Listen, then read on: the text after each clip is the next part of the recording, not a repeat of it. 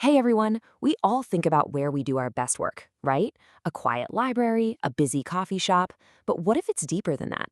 What if our location actually shapes not just where we think, but what we're even capable of thinking in the first place? Let's get into it. So, check this out.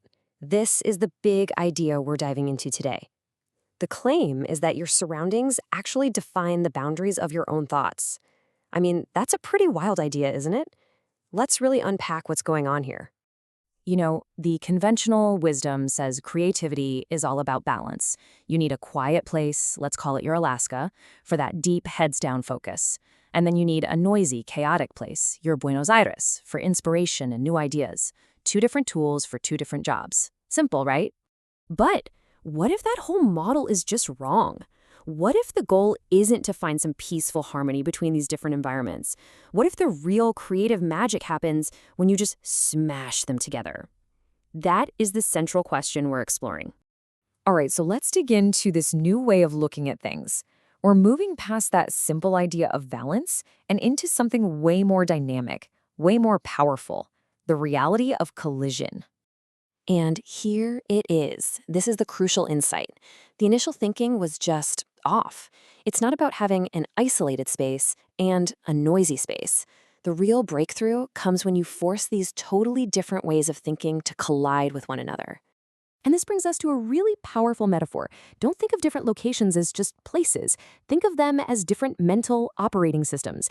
Each one forces your brain to process the exact same problem in a completely different way, with a whole different set of rules and pressures. This slide lays it out perfectly. The balance model is all about harmony, right? Using separate tools for separate tasks. But the collision model, that's all about friction. It's about subjecting the same idea to different pressures by running these different mental OSs on it. So, what do these operating systems actually look like in the real world? Let's get concrete and explore the three distinct environments that inspired this whole idea. First up, the Alaska OS. Imagine the power's out or your internet is crawling at a snail's pace. You can't just open 17 tabs to distract yourself. This environment forces you into deep focus. You have to finish the thought, write the code, close the loop. That forced waiting isn't dead time. It's where you actually process everything. Then you have the complete polar opposite, the Buenos Aires OS.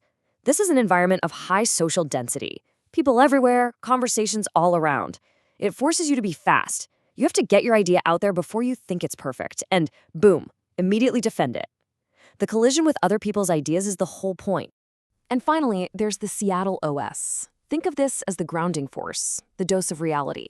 It's the professional gravity that asks the tough questions. Is this actually useful? Has someone else already built this? It stops the Alaska OS from getting too abstract and the Buenos Aires OS from getting too scattered. Okay, so we've got these three distinct operating systems. But here's the thing, and it's probably the most important insight of all. The power isn't in any single one of them. It's in the space between them. The real engine of creativity is the communication across these different mindsets. The source talks about twins working together from these very different locations.